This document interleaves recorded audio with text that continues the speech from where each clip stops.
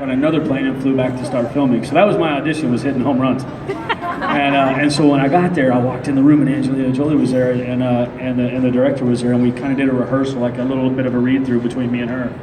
And man, I remember grabbing the script and my hand was just going like that, and I was like, you have to stop that, man. But I was nervous being around her. She exudes that kind of, and she deserves it, you know. So she's very beautiful.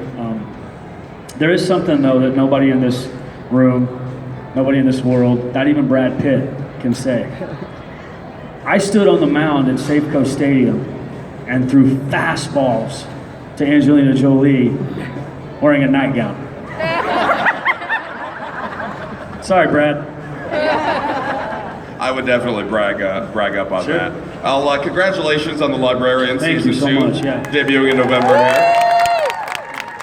So much fun, man. I gotta, thank you so much. But we went a little bit later last year. We went in December. Just to remind you guys, and I'll try to keep doing this on Twitter. I know I'm really bad at tweeting, but I try. I have been working though. We were working like 13, 14-hour days this year. It was really tough. It was a tough schedule. I think the show's 5 times better, but it's November 1st is when it comes out. It's not in December now, so if you guys would please put that on your calendar. It is November 1st. Will be a big 2-parter, and then the week after that, I'm very excited because Jeff Fahey came in to play my dad, and it's a big episode, and it's kind of my episode. You know, last year I didn't really have one, so they gave me one this year, and it's really, I don't know how to say it. I fight myself. So it's like one of the coolest things I've ever done, man, because we had to, it took a while, we turned it around. It was fun, yeah. That's something I'm very proud of. I fought myself. I whipped my own ass,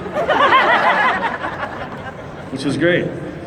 Obviously, you can't say too much about the upcoming season. I can give some hints though. I mean, I can, you know, it's the one thing I can say is that we feel better. We know each other now. We were trying to find these characters last year, which worked for the show last year. This year we know them. We're a family.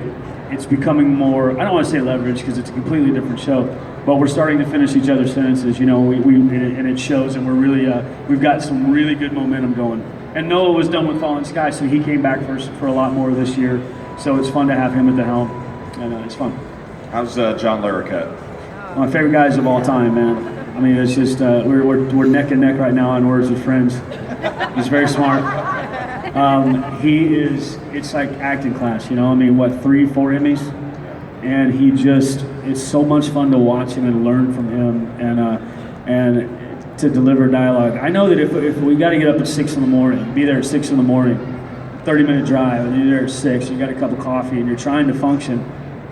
And I noticed that whenever he's in the scene first up in the morning, it's always like an extra cup of coffee. I'm always like watching him, and I'm wide awake, and it's so much fun to work with that guy. He's very talented.